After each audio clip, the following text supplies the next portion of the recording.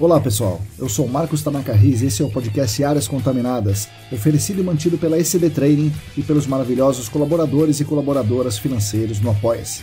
A apresentação do podcast é minha, a edição é de Lilian Coreaço Riz, direto do quartinho do Harry Potter dos estúdios ECD.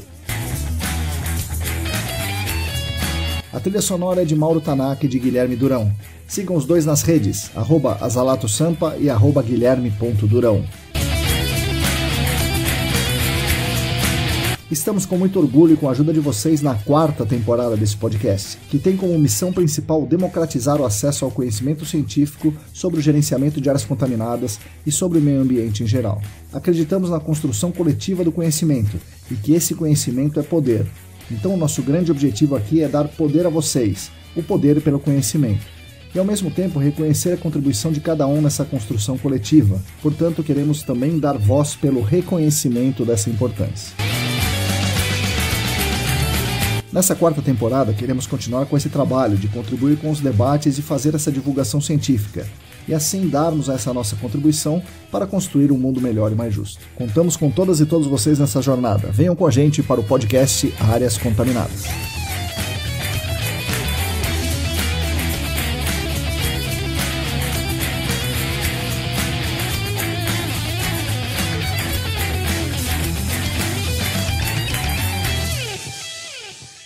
Olá, para todo mundo que está aí lavando a louça, congelando as marmitas da próxima semana, dirigindo nesse trânsito maluco, fazendo o levantamento de entorno, bom dia, boa tarde, boa noite.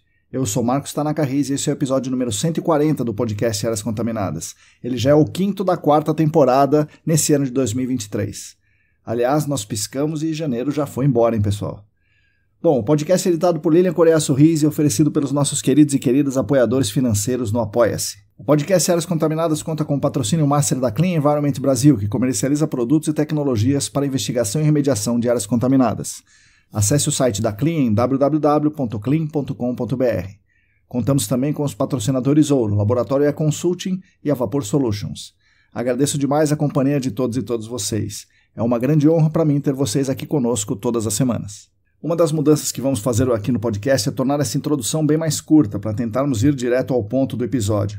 Então vou fazer somente anúncios mais rápidos e fazer um agradecimento geral aos meus queridos e queridas apoiadores financeiros no Apoia-se. Como eu falei, isso não diminui minha gratidão a eles, muito ao contrário. Sei que eles não têm esse tipo de vaidade e eles querem legitimamente contribuir com toda a comum unidade do GAC. E falando nisso, quem quiser também contribuir financeiramente conosco é simples. Basta entrar no site apoia.se/ecdambiental, que tem tudo bem explicadinho por lá. E anuncio aqui rapidamente que estão abertas até o Carnaval as inscrições para pós-graduação em remediação de áreas contaminadas no SENAC. Informações no site sp.senac.br. E outro aviso que eu gostaria de dar é que meu irmão Mauro está construindo e vendendo uma versão turbo da nossa caixa preta de luz ultravioleta. Vocês já conhecem a caixa dos artigos, né, dos podcasts, da minha tese e tal, e lá tem todas as instruções. Mas se vocês quiserem comprar uma já feita, né, e reforçada, bonitona e tal, parece um case de guitarra, 2 lâmpadas, tudo mais, fale comigo que eu coloco vocês em contato com o meu irmão fabricante.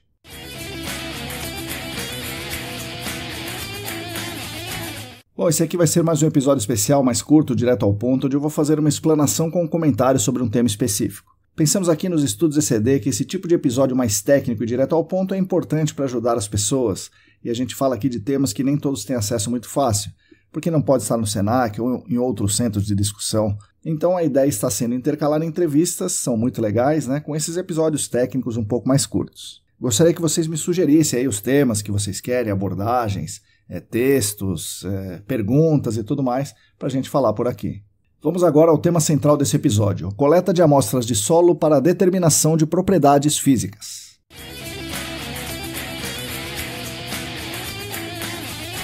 A ideia para esse episódio vem vindo já de algum tempo, mas recentemente, conversando com um amigo especialista em remediação, particularmente ele é especialista em dimensionar remediações, ele levantou algumas dúvidas, alguns problemas, e aí nós fomos debatendo e eu percebi que era realmente uma dúvida comum. Afinal, já tinha ouvido as perguntas de muitas pessoas e achei que era hora aqui de preparar um episódio técnico sobre esse tema. Eu entendi na conversa com ele, a importância enorme que algumas dessas propriedades físicas do solo têm no GAC, mas especialmente a importância que elas têm na etapa de remediação. E entendi também que se um expert em remediação estava com dificuldades em determinar essas propriedades, ou em pelo menos estimar essas propriedades, isso poderia dificultar muito o trabalho de pessoas não tão experientes aí em remediação. E ainda nessa conversa, nesse bate-papo ali, eu entendi que muitos profissionais da remediação acabam estimando os valores sem muita base nos dados, porque os dados não são fornecidos a eles, né? Então, eles estimam sem dados, sem a ciência por trás desses dados, devido à absoluta dificuldade em obter dados representativos. Então, aqui a gente vai tratar um pouco de como obter dados mais representativos. A ideia, portanto, é tentar dar alguns caminhos para que os melhores dados, os dados mais representativos das propriedades físicas do solo, sejam obtidas e, com isso, que as decisões mais críticas do GAC sejam tomadas com base na ciência, né? As decisões mais críticas do GAC são a avaliação de risco e a remediação. E a gente diminua um pouco o uso de fatores de segurança e tome mais decisões baseadas nos dados, na ciência e tal.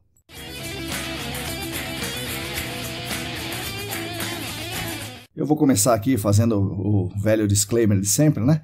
Eu não sou geólogo, embora eu tenha uma certa afinidade, eu goste bastante desse tema, mas eu não sou geólogo. Então, como eu não tenho formação específica na área, algumas das minhas explicações podem conter aí termos equivocados, alguns conceitos que não são 100% corretos. Então, antecipadamente, eu peço desculpas aos especialistas. Eu vou tentar aqui falar mais na linguagem do nosso dia a dia do GAC, para que vocês compreendam bem e, mais importante do que isso, que vocês usem as coisas certas. Uma outra coisa importante, eu recomendo que vocês ouçam também alguns episódios anteriores relacionados a esse aqui. O episódio 92 sobre a caracterização do solo é um episódio importante. O episódio 94 sobre métodos de sondagem também vai ajudar vocês. E o episódio 102, que fala de quantificação de massa de Elnapple e vapor. Então acho legal vocês voltarem nesses três aí e ouvirem antes de continuar nesse aqui. Ou continua nesse aqui, depois volta naqueles lá, como vocês acharem melhor aí. E por fim, agradeço muito aqui os ensinamentos, as aulas, as discussões, os materiais e etc., né, do Newton Miyashiro e do Fernando Ferraz. Boa parte do que eu vou falar aqui eu aprendi com esses dois. Como eles ainda não têm um podcast deles, eu mesmo vou falar aqui esses conceitos, essas noções, como obter esses dados, mas eu já vou agradecer ao Newton e ao Fernando pelas aulas que eles me deram nesse tempo todo aí.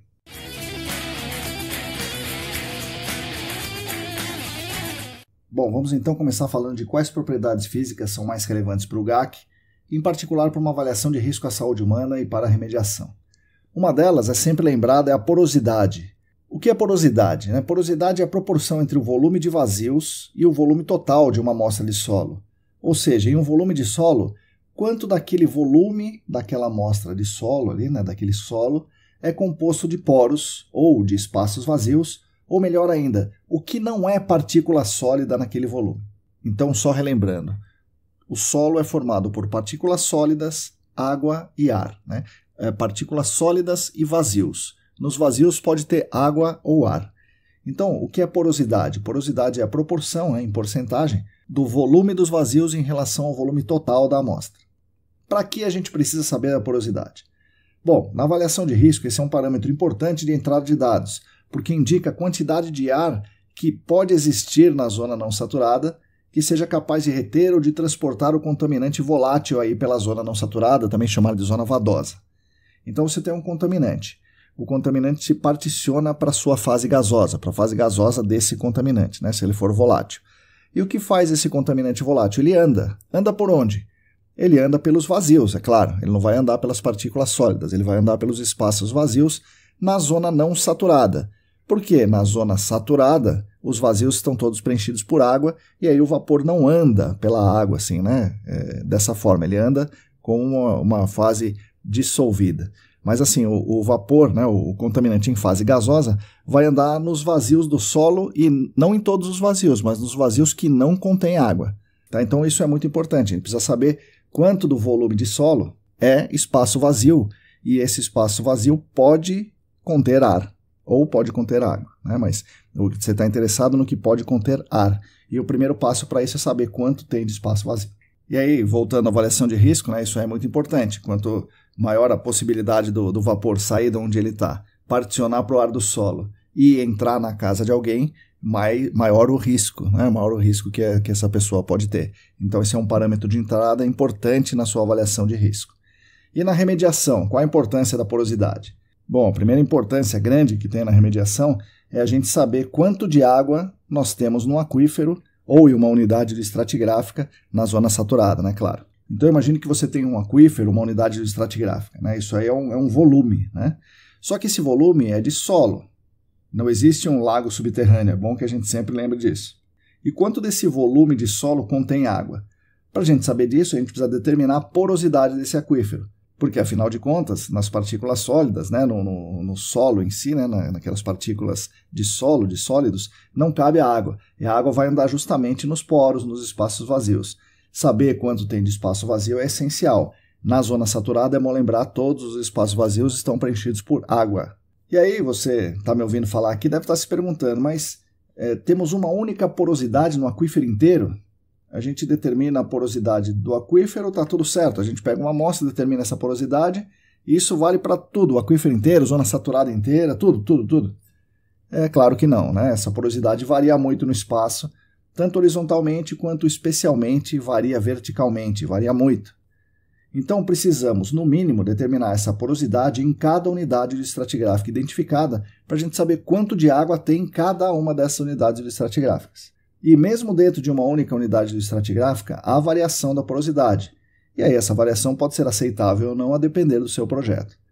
Seja como for, saber a porosidade vai te dar a quantidade de água a ser, na remediação, a ser tratada e, consequentemente, a massa de contaminante ali presente em fase dissolvida, né? Mas como assim a massa dissolvida tem a ver com a porosidade? Bom, você tem uma concentração dissolvida e essa concentração está em miligramas por litro ou em microgramas por litro. Mas quantos litros de água você tem com essa concentração?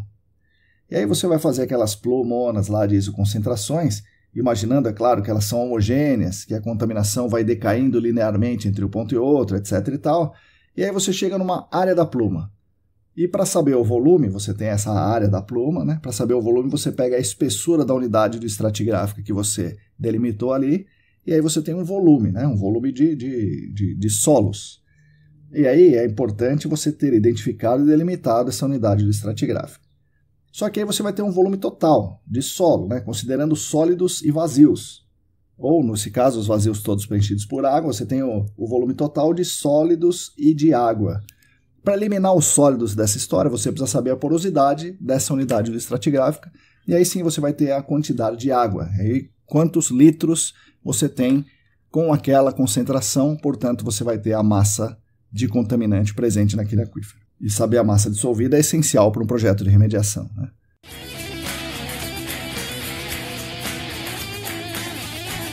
Outro momento na remediação que você precisa da porosidade é se você vai bombear. Você precisa estimar quanto de água tem ali naquela pluma, né, e quanta massa você vai tratar. E também isso é essencial em remediações que usam injeção. Você tem que injetar reagentes ou injetar bioestimuladores em quantidade suficiente para que ele entre em contato com toda essa água contaminada. Você tem que saber, no mínimo, quanto você tem de água contaminada aí. E é claro, né, que a coisa não é tão simples, esse é só um começo. Primeiro que a água aí, né, subterrânea é um sistema aberto, então entra água de outros lugares, outras unidades estratigráficas. Provavelmente a sua unidade estratigráfica não está bem delimitada e não está bem entendido, né, o funcionamento das trocas de água entre as unidades estratigráficas e tudo aquilo que a gente já sabe. E da mesma forma, a contaminação, sabemos muito bem, não está só na água, não está só dissolvida, mas está nos poros do solo.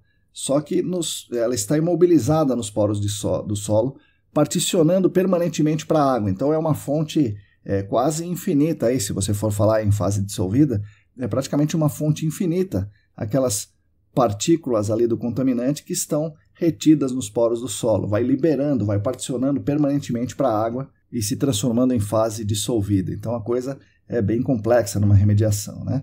Mas isso aí, esse negócio de partição e tal, é assunto para um outro dia. O importante aqui é que a remediação precisa saber qual é a porosidade de cada unidade estratigráfica, de cada unidade, hein, pessoal? Então precisa saber a porosidade de cada unidade na zona não saturada e na zona saturada. Mas tem remediação na zona não saturada? Claro. As remediações que envolvem vácuo, por exemplo, estão tratando da zona não saturada. SVE, MPE, SSDS, né, que é a despressurização aí do contrapiso, todas elas precisam determinar a porosidade para começar a entender quanto ar tem na zona não saturada. E aí o raciocínio é equivalente. Tem um volume, desse volume a gente tira os sólidos e fica com os vazios. Só que aí na zona não saturada tem o problema, né, que eu já falei, parte dos vazios tem ar e parte dos vazios tem água. Para essas remediações, interessa somente a parte que tem ar, não interessa a parte que tem água. E como a gente sabe quanto tem de ar e quanto tem de água nesses vazios? Fazendo um ensaio para determinar o teor de umidade do solo. O teor de umidade é a massa de água dividido pela massa de sólidos. Então, o laboratório de análises físicas do solo pesa a amostra, seca a amostra e secar a amostra tem uma temperatura correta para fazer isso, né? Varia com se o solo é orgânico ou não, e aí pesa novamente a amostra. A massa perdida aí nesse caso é de água, a massa remanescente é dos sólidos. E aí basta fazer a conta de divisão e temos aí o teor de umidade. E uma outra propriedade análoga ao teor de umidade aí, que é muito relevante, que a gente pode usar e muitas vezes é até melhor, né? É mais difícil de obter, mas é melhor, é o grau de saturação. O grau de saturação é o volume de água dividido pelo volume de vazios. Tá? Isso é dado em porcentagem também. E aí você vai saber quanto por cento daqueles vazios tem água. Esse é o grau de saturação. Tá? Essa propriedade física chama grau de saturação da amostra. Isso é muito importante, principalmente nos casos de remediação que envolvem, aí, como eu falei, a extração de vapores.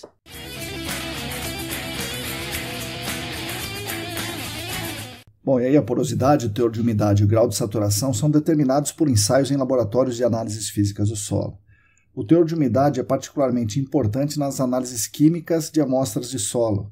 A amostra de solo que vai para o laboratório tem contaminante, tem água, tem ar e tem partículas sólidas. Está tudo isso aí naquela amostra que a gente manda para o laboratório. Se a amostra de solo for da zona saturada, não tem ar nela, né? Bom, e aí quando a gente envia essa amostra para o laboratório, a massa de ar, claro, é desprezível. Então a gente considera aqui que é zero. O laboratório faz uma série de processos no laboratório, né, dentro das suas análises, para determinar quanto de contaminante tem por massa de amostra enviada. E aí, digamos que o laboratório encontrou, na análise química que ele fez ali, né, no cromatógrafo e tal, ele encontrou 10 miligramas do contaminante. Tá? Qualquer contaminante, ele encontrou 10 miligramas desse contaminante. E aí, se a amostra enviada tinha, por exemplo, 10 gramas, nós somos levados a imaginar que a concentração do contaminante na amostra seria 10 miligramas dividido por 10 gramas, ou seja, 1 miligrama por grama. Né, que, colocando na nossa unidade mais usual aqui, seria 1000 miligramas por quilograma. Bom, só que nesses 10 gramas de amostra tinha água e tinha sólidos. Não era só sólidos, tinha água e sólidos. Então, é preciso saber o teor de umidade dessa amostra. E aí o pessoal do laboratório de análises químicas faz aquele ensaio ali relativamente simples que eu descrevi. E aí, por exemplo, a gente pode chegar à conclusão que naqueles 10 gramas de amostra, havia 2,5 gramas de água. Então, o teor de umidade seria 2,5 dividido por 7,5. Né? Lembrando, o teor de umidade é massa de água por massa de sólidos. Então, seria 2,5 dividido por 7,5 ou 33%. Mais do que isso, a base seca da amostra seria 7,5 gramas. A base seca da amostra de solo seria 7,5 gramas e não 10 gramas. Então, a concentração seria 10 miligramas do contaminante encontrado por 7,5 gramas, ou 1,33 miligramas por grama, ou 1.333 miligramas por quilo. Veja a diferença. Se a gente desconsiderar o teor de umidade, a gente diria que a concentração é 1.000 miligramas por quilo, mas como a concentração é reportada em base seca para a gente, o laboratório tem que saber o teor de umidade para fazer essa conta corretamente, e vai te reportar a concentração real em base seca, que nesse caso aqui, desse nosso exemplo, 1.333 miligramas por quilograma. Tá? O que dá 33% a mais, que é justamente o teor de umidade, né? 33%. Então, é 33% a mais do que você pensaria que está lá. Notem, o teor de umidade 33% não significa que o grau de saturação é 33%. Né? Provavelmente, nesse caso, o grau de saturação era 100%. Né? Mas o teor de umidade é massa de água por massa de sólidos. Tá? Uma coisa bem diferente da outra. Uma relação de massa, outra relação de volume. Então, teor de umidade é uma coisa, grau de saturação é outra. É importante vocês saberem disso.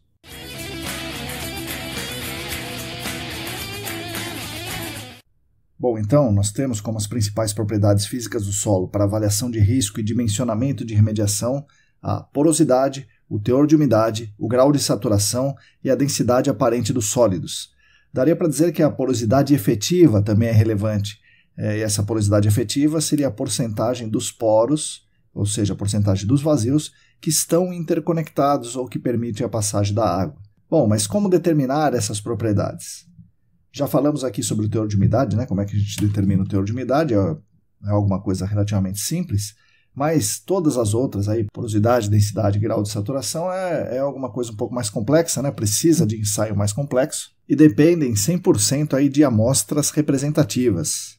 E para essas amostras serem representativas para a determinação dessas propriedades aí, as amostras precisam ser indeformadas.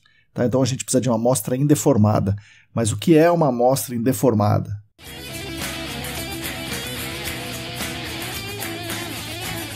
Bom, a determinação de propriedades físicas e índices físicos do solo já é necessária há algum tempo. Então amostras indeformadas já são necessárias há algum tempo, especialmente para a agricultura e para a construção civil.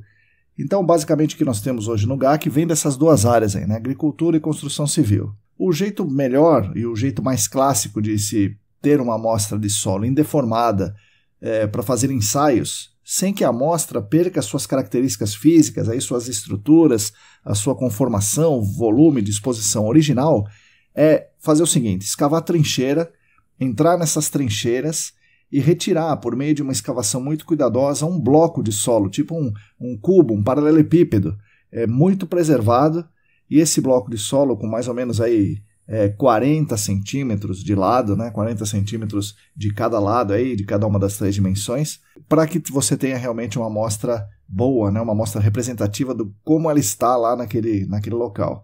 E aí, como vocês podem imaginar, uma operação complexa, difícil e só pode ser feita em profundidades rasas, tipicamente aí menor que 1 metro. A partir desse bloco, o pessoal tira corpos de prova, também com muito cuidado aí para fazer ensaio, né? Então, coloca um anel cilíndrico, né, que são para tirar os corpos de prova. O anel cilíndrico é de mais ou menos 5 centímetros de diâmetro e 5 centímetros de comprimento, cravando esses cilindros naquele blocão, e aí você tem corpos de prova para fazer ensaio nos corpos de prova, mantendo aquele bloco lá íntegro. E esses corpos de prova são tirados um pouco abaixo da superfície, então dá uma raspada no bloco e coloca o anelzinho, né? Afinal de contas, precisa dar uma raspadinha, porque por mais cuidado que se tenha tido aí na retirada do bloco, na superfície vai ter um distúrbio, né? Ele vai estar preservado com parafina e tal, mas nessa superfície do bloco você vai ter um pequeno distúrbio, e que não é muito relevante considerando o bloco todo, mas considerando o anelzinho de 5 centímetros, esse distúrbio se torna muito relevante e a gente deve evitar isso. Para a agricultura isso é maravilhoso, né? 1 metro é praticamente a fração do solo que a agricultura estuda. Só que isso não era suficiente para a mecânica dos solos, para a engenharia civil, para a construção civil. Essa ciência também recomenda o uso de blocos para posteriores ensaios, mas percebeu que não era simples fazer isso. E muitas vezes era impossível tirar essas amostras. Imagina tirar um bloco desse de 10 metros de profundidade, né? Aí, nesse âmbito, a engenharia civil desenvolveu alguns tipos de amostradores, que a gente chama no mercado de amostrador Shelby, amostrador Denison e outros tipos aí, para que as amostras coletadas fossem realmente indeformadas, ou, como eles chamam, né, minimamente deformadas, pelo menos para permitir que seja feita uma subamostragem dessa amostra principal, né, como é feito no bloco, né, uma subamostragem daquele bloco, e essa subamostra seja indeformada e representativa do estado natural daquele solo na sua condição ali natural, né, de onde a gente tirou a amostra e de onde a gente quer saber a propriedade física. Em geral, essa subamostragem é feita, né, com aqueles anéis cilíndricos que eu já citei agora há pouco. Mas no que consiste essa coleta de amostras indeformadas com o uso de um amostrador, né, que eu estou chamando de Shelby aqui, e não com a escavação de um bloco?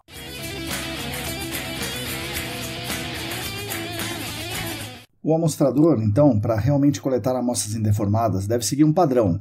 E esse padrão é descrito na NBR 9820 de 1997. Então, repetindo aqui, NBR 9820 de 1997. Essa norma exige que o amostrador seja de paredes finas, para que o próprio amostrador não deforme a amostra ao ser cravado no solo.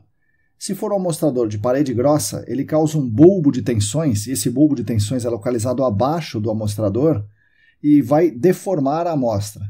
Então, se tem uma parede grossa, você forma um bulbo de tensões abaixo da amostra. E aí, quando você coleta a amostra, você coleta o bulbo de tensões, portanto, um distúrbio. A amostra não está mais indeformada. Para evitar isso, o amostrador tem que ser de parede fina. E não é só isso. Além de ter parede fina, o amostrador não pode ser batido, não pode ser vibrado, não pode ser rotacionado. Porque você imagina, se você bate ou se você vibra, você ajeita as partículas. É a mesma coisa que você pegar aí um pote de arroz, um pote de café, de açúcar e dar uma vibrada nele, você vai ver que ele tende a se compactar.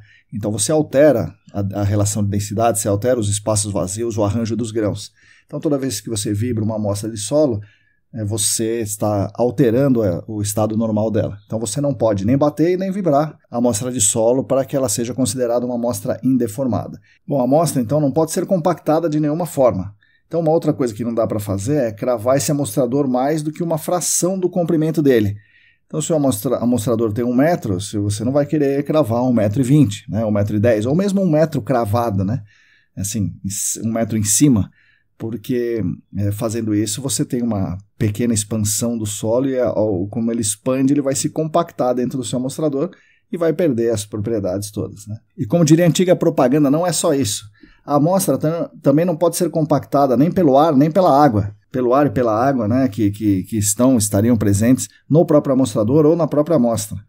Então você tem que ter nesse seu amostrador uma saída por cima, né, de água e de ar, para permitir que o ar saia conforme ele vai sendo cravado no solo. E ao mesmo tempo essa abertura não pode ficar aberta permanentemente, ela tem que ser fechada para evitar que a água da amostra evapore, evitar que haja troca de ar e uma série de coisas. E então, como vocês podem aí observar, né, pelo que eu falei, é um negócio muito complexo coletar uma amostra indeformada.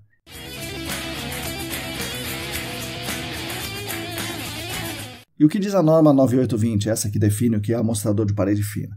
Basicamente que a relação diâmetro externo ao quadrado menos diâmetro interno ao quadrado dividido pelo diâmetro interno ao quadrado, essa relação, né, daquela subtração dividido pelo diâmetro interno ao quadrado, tem que ser menor que 10%. Veja que não é só a relação do diâmetro, mas a relação do diâmetro ao quadrado. Então dá para perceber que quanto maior o diâmetro externo, o quadrado desse diâmetro externo é ainda maior, né? E essa diferença vai passar dos 10% com facilidade. Então, os diâmetros interno e externo têm que ser muito próximos um do outro. Então a parede tem que ser bem fininha mesmo, né? E é justamente isso. O amostrador tem que ter a parede fina. E aí você pode se perguntar, mas peraí, o liner não tem parede fina? Ou aqueles anéisinhos de inox que se usa em amostragem multi-incremento, ou naquele famoso amostrador de Uhland, o anel metálico ou o liner não tem parede fina? Sim, o anel tem parede fina. Porém, a ferramenta que leva esses amostradores, né, que leva o liner, que leva o Uhland, deve ser considerada. E aí, nesses casos, a parede é extremamente grossa. A relação entre diâmetro externo e diâmetro interno é muito desfavorável. Então, nem o liner e nem o amostrador de Uhland se encaixa nessa questão de um amostrador de parede fina. E se não se encaixa no amostrador de parede fina, a amostra coletada neles não é indeformada, pessoal. Então, isso é uma coisa muito, muito importante. Mas vamos falar um pouquinho mais sobre isso daqui a pouco. Uma outra questão apontada na norma é que o amostrador correto de paredes finas deve ser uma ferramenta com um pequeno ângulo para escorregar no solo. Pequeno ângulo, bem pequeno. E aí deve ter algo que é chamado de relação de folga interna, que é a relação entre o diâmetro externo da entrada desse ângulo, né? O diâmetro externo da entrada desse chanfro aí, menos o diâmetro interno do amostrador. Tá? Então, o diâmetro externo do chanfro menos o diâmetro interno do amostrador dividido pelo diâmetro interno. Essa é a chamada relação de folga interna, e essa relação de folga interna tem que ser maior que 0,5% e menor que 1%. Então, mais uma vez eu digo, não é fácil fazer isso aí, né? Tem que ser um amostrador realmente bem específico. Outro detalhe fundamental do amostrador é que o comprimento do cilindro desse amostrador deve ser de 6 a 10 vezes o diâmetro interno, justamente para tentar fugir daquele distúrbio que eu falei, né, causado pela cravação da ferramenta. Esse distúrbio que eu acabei de falar agora há pouco, né, ele que é formado, né, esse bulbo de tensões abaixo da ferramenta que é cravada, é proporcional ao diâmetro da ferramenta. Então, para que você colete uma amostra que passe pelo distúrbio, é preciso que o comprimento dela seja significativamente maior que o diâmetro. Então, o comprimento tem que ser significativamente maior que o diâmetro, é uma coisa muito importante. E aí vem essa determinação da norma que seja de 6 a 10 vezes maior. E a norma não fala só disso, né? Só da amostragem. Ela fala também que no fim da amostragem, as extremidades desse amostrador de parede fina devem ser aparadas, né? Então deixar ele rente ao amostrador, né? Devem ser protegidas, normalmente com um pano, né? Uma estopa, um papel filtro, e parafinadas, para que se não perca a umidade. Um dos parâmetros que você vai determinar aí é a umidade do solo, né? É o grau de saturação, a umidade do solo. E para evitar que se entre em contato com o ar. E tem mais, o transporte dessas amostras deve ser vertical, a amostra tem que ser transportada vertical, em pé, como foi retirada, ou seja, não pode ser transportada de ponta cabeça. E esse transporte deve ser feito em caixas, né, ou engradados, e protegido por serragem, para que não tenha muita vibração. Então, pessoal, coletar uma amostra indeformada é um belo de um trabalho, como vocês estão ouvindo aqui. Eu falar nesse episódio aqui, eu estou só descrevendo a norma, e vocês entenderam a importância, né? Então, você precisa dessa determinação das propriedades físicas. Para determinar a propriedade física, você precisa de um ensaio em laboratório. Para que haja um adequado ensaio no laboratório, você precisa coletar uma amostra adequada. E coletar uma amostra adequada é coletar uma amostra indeformada, desse jeito que eu estou falando aqui.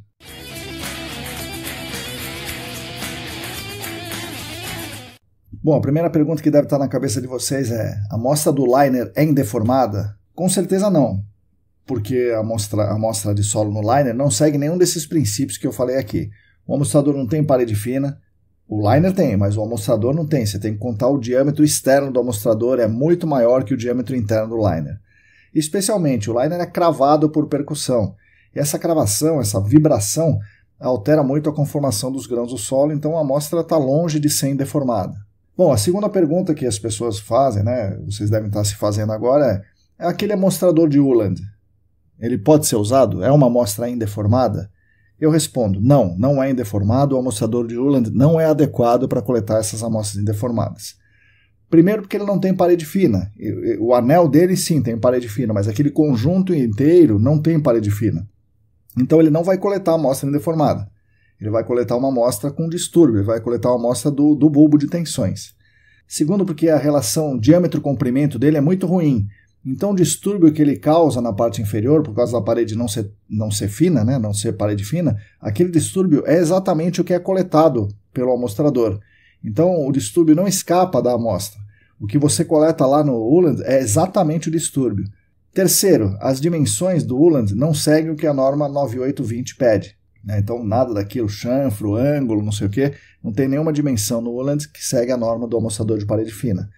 Quarto, se vocês repararem bem, o Uhland tem aquela cabeça de bater, né? Lá em cima tem uma pecinha ali, né, de plástico vermelha, né, que é feita para você bater nele. E você não pode bater para coletar a amostra indeformada. Então a amostra que você bate não é indeformada. E quinto, mesmo que você não bata, mas você crave empurrando o amostrador, como ele tem um comprimento muito pequeno, é muito difícil garantir que você cravou a quantidade certinha. Ou você crava pouco, e aí você cravando pouco é só distúrbio que você coleta, ou o mais comum é você cravar muito, e cravar muito compacta a amostra dentro do anel. Então, pessoal, o amostrador de Uhland não é adequado para coletar amostras indeformadas. Isso pode parecer chocante para vocês, que devem ter feito isso muitas vezes, mas é isso aí, infelizmente é isso, a gente vai aprendendo, né? Vai andando, vai ouvindo, vai estudando e vai aprendendo. O amostrador Uhland não é adequado para coletar amostras indeformadas para o gerenciamento de áreas contaminadas. E aí é por isso que é muito comum a gente ver valor absurdamente baixo de porosidade efetiva nos laudos aí dos laboratórios de análises físicas do solo com as amostras que são coletadas com o Uhland, o amostrador Uhland. O amostrador Uhland serve para agricultura? Sim, serve. É uma amostra muito rasinha ali, né? Ele serve. Ele serve para coletar amostras para fazer a amostragem multi-incremento? Sim, serve muito bem para isso. Mas para amostra indeformada ele não serve. E aí eu pergunto para vocês, quantas vezes vocês viram as pessoas coletando amostras supostamente indeformadas com esse amostrador, mandando para o laboratório, faz um ensaio e as pessoas usam esse valor do ensaio a partir daquela amostra coletada no Uhland, usam um valor de porosidade e extrapola esse valor de porosidade coletada dessa forma para a área inteira, para o volume inteiro daquela área de estudo. Vocês acham que tem cabimento fazendo uma coisa dessas? Né? Você vai apoiar todo o seu prédio nessa fundação. Você vai apoiar toda a sua avaliação de risco nesse dado, toda a sua remediação nesse dado. Eu recomendo que vocês não façam isso.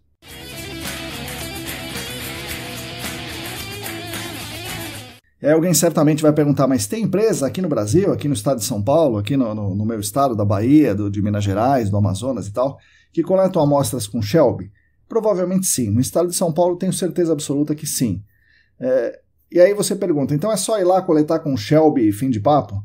Não. O que você precisa fazer é entender quais são e onde estão as unidades estratigráficas que você quer, selecionar as que lhe interessam e pedir para a empresa aí de sondagem que tem o amostrador Shelby entrar com uma perfuração contra dos ocos helicoidais, né, com rolo, entra com rolo furando, mas no fundo do rolo não pode ter nada que cause compactação abaixo dos trados. Por exemplo, aqueles tampões de madeira ou os tampões de nylon ou as famigeradas portinholas. Não deve-se usar a portinhola nem tampão nesse caso. Você deve usar uma ferramenta que auxilie no corte, que pode ser um center head, pode ser um peso, uma broca de 3 asas, no rolo para ajudar nesse corte aí e causar menos tensão abaixo do rolo, né? Essa ferramenta interna, esse center head ou peso, deve ter um comprimento para fora do rolo, né? Um comprimento abaixo do rolo bem menor do que o amostrador Shelby, é claro. Não adianta você ter um center head que seja maior que o Shelby, aí você vai causar também um distúrbio com essa ferramenta. Bom, imaginando que você fez tudo isso certinho, você chega na profundidade de interesse, retira a ferramenta interna e coloca o Shelby por dentro dos trados ocos, aí com a válvula superior aberta, para que a água e a eventual lama saia por cima aí do Shelby antes de cravar. Aí você vai lá, crava o Shelby, menos do que o seu comprimento total. Digamos que ele tem 60 centímetros, você crava aí 45 centímetros. Aí você retira o Shelby e faz todos os procedimentos de preservação. Acertar a ponta, parafinar e tudo mais, colocar ele de pezinho certinho e tudo mais. Bom, isso é o jeito certo de fazer. Ah, mas e se o solo não tiver coesão e ele escorregar no momento da retirada, né? Você crava o Shelby certinho, você puxa o Shelby e não vem nada. Bom, aí você não vai conseguir uma amostra indeformada desse lugar, né? Dessa unidade estratigráfica nesse ponto. Da mesma forma, se o solo for muito duro, com muitos pedregulhos, você também não vai conseguir uma amostra indeformada. Portanto, seus dados nessas unidades, dado de porosidade, densidade, terão que ser estimados e vão carregar com isso uma grande incerteza.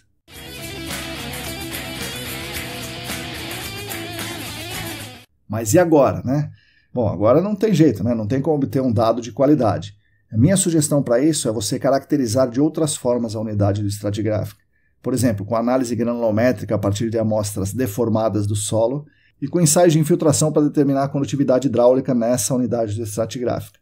E com essa caracterização, granulometria mais condutividade hidráulica, vai para a literatura consagrada, como Fetter, como Friesen-Cherry, e busca lá qual seria a porosidade, a densidade específica dos sólidos, nessa condição de granulometria, nessa condição de condutividade hidráulica. Seria uma medida indireta, né? Bom, pessoal, uma outra possibilidade que foi sugerida pelo Newton Miyashiro, uma ideia brilhante, né? Uma ideia fantástica mesmo, é coletar uma amostra deformada daquela unidade. E com essa amostra deformada, você monta 2 corpos de prova. Um deles, você monta o corpo de prova colocando o solo e faz um ensaio de porosidade nesse corpo de prova que você colocou o solo. Você provavelmente aí vai ter uma porosidade alta, né? Maior do que a real. No segundo corpo de prova, você monta esse corpo de prova, mas vai vibrando esse corpo de prova para que o material se assente nele. Tá? Então, você vai colocando o material e vai vibrando, vai colocando o material e vai vibrando, e aí esse material que você vai colocar ele vai se assentar no corpo de prova, sem socar, né, o material, claro, e faz um ensaio de porosidade. Nesse caso, você terá uma porosidade menor que a porosidade real. E aí o seu range vai ficar restrito a essas 2 medidas. Acho que é uma saída inteligente, uma saída interessante para fazer e com base em ciência, com base em dados, acho legal a gente começar a fazer isso.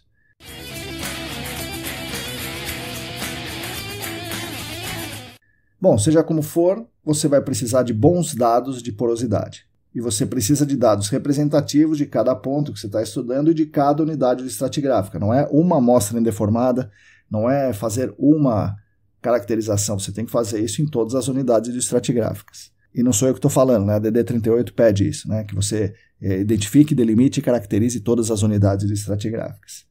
Bom, sobre a porosidade, esses valores aí da porosidade, né, são vários valores de porosidade, são muito importantes. Eu recomendo que vocês façam perfis de porosidade, que vocês façam seções de porosidade e que vocês façam até modelos 3D de porosidade, como é muito importante para avaliação de risco e para remediação. Eu acho que é importante vocês prestarem atenção, tanto quanto prestam atenção para zonas de fluxo, por exemplo, e para a contaminação em si. Então, acho legal fazer perfis, seções e até modelos 3D para a porosidade.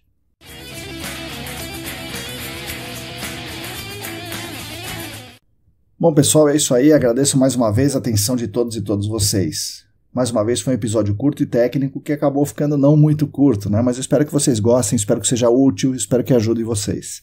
Nós da ECD Training continuaremos lutando lado a lado com vocês por um mundo melhor e mais justo para todas e todos e para as futuras gerações. Então sigam a gente nas redes, assinem a nossa newsletter, interajam conosco. Agradeço demais aqui aos nossos queridos e queridas colaboradores financeiros no Apoia-se, que mantêm a gente no ar todas as semanas. Repetindo, se você quiser e se você puder, contribua também financeiramente conosco. Basta entrar no site apoia.se/ECDambiental. A todas e todos vocês, muito obrigado e até a semana que vem.